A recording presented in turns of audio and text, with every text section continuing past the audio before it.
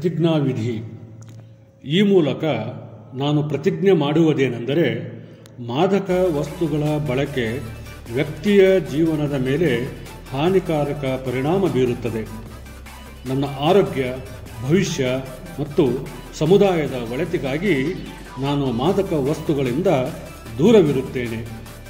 ನನ್ನ ಸ್ನೇಹಿತರು, ಕುಟುಂಬ ಮತ್ತು ಸಮಾಜವನ್ನು ಕೂಡ ಈ ಅಪಾಯದ ಬಗ್ಗೆ ಜಾಗೃತಗೊಳಿಸುತ್ತೇನೆ.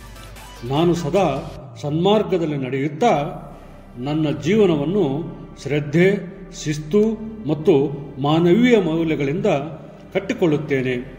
ನಾನು ಎಂದಿಗೂ ಗಾಂಜಾ, ಅಫೀಮಿನಂತಹ ಮಾದಕ ದ್ರವ್ಯದ ದುಶ್ಚಟಕ್ಕೆ ಬಲಿಯಾಗುವುದಿಲ್ಲ.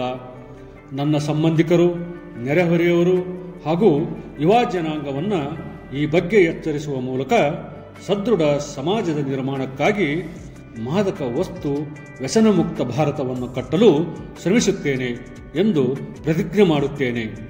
ಜೈ ಹಿಂದ್, ಜೈ ಕರ್ನಾಟಕ.